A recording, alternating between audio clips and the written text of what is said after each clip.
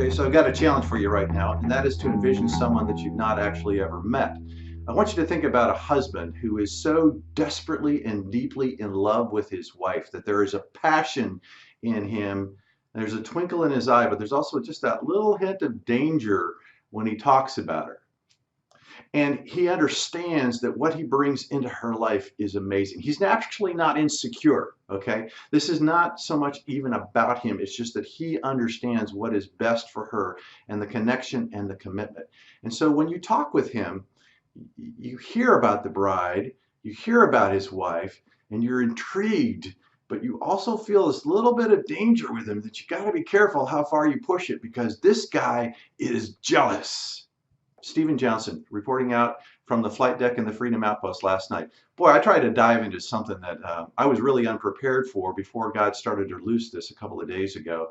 And it just took me all over the map and connected dots in script. I believe God is sending a word that we have to understand the critical importance of jealousy for us to move forward. And that jealousy gets reflected in a number of ways. The full teaching is linked in here. There are 5 components of this I want you to look at. But just one point here, that God is known as Jehovah Kana is one of his names. I am the God whose name is jealous. And if God didn't want to have us miss the point, he repeats that name in 5 different places in Scripture, and then it's picked up in other places in the New Testament. Let me give you a quick instance. Is that when Jesus cleans out the temple with this incredible intensity, the disciples remember this psalm passage that zeal or jealousy is the right word in Hebrew, for your house consumes me. So there is a jealous rage in Jesus that is not based out of insecurity or fear, but out of a commitment and a passion. And then we went to Ezekiel 8 and 16, and you've got to be in these texts so that you reflect and read on God's heart for you as a jealous God.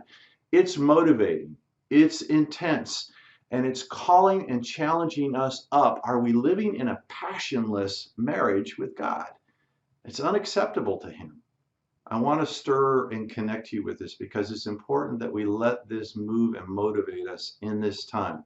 We're in a time of preparation for what's next. We're a time of looking forward. But God is saying, get to know me again as Jehovah Kana, as the God who is jealous for you, not out of his insecurity, but because of all that he's given, all he's committed to, the way that he thinks about you, the way that he feels about you, is not removed and abstract and some sort of platonic relationship. He's deeply passionate about us.